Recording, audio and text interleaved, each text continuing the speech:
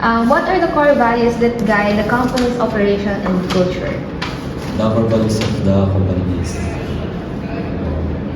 the core value of the companies are integrity, excellence, flexibility, social responsibility, and uniqueness. Thank you. Now let's proceed to the main topic of our report, which is how technologies help this company. So, how does technology affect the overall operation of the company?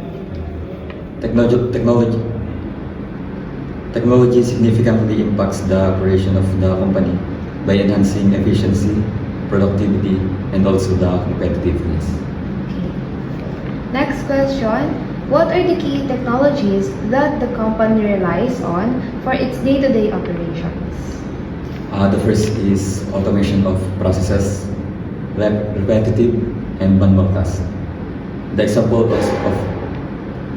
of these are data entry, payroll, inventory management, and then it also reduces human error and increase speed. Okay, thank you. In what ways does the company incorporate technology into its everyday operation?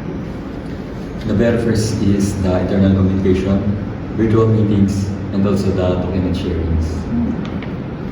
Next, what role does automation play in the company's operation?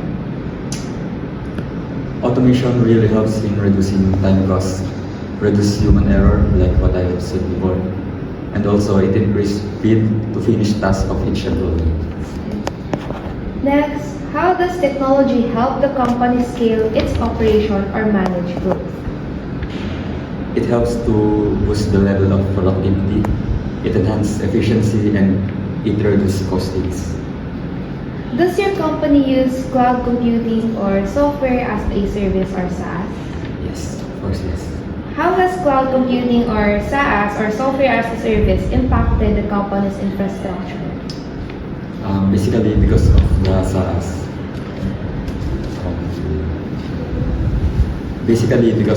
the SaaS. The company no longer need to invest in heavily physical hardware or any data centers. Next, what are the positive impacts of technology in the company? There are many. Automation decreases human error while increasing the output, and it helps to finish tasks easier. For our last question, what are the potential disadvantages of technology for the company?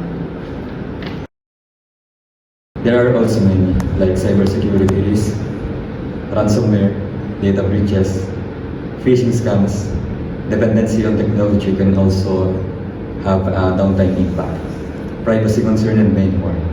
Anything that is related with the technology can have a vulnerability in its systems. Okay, thank you po. Inagal po yung question namin. So, thank you for participating in our report or in our interview.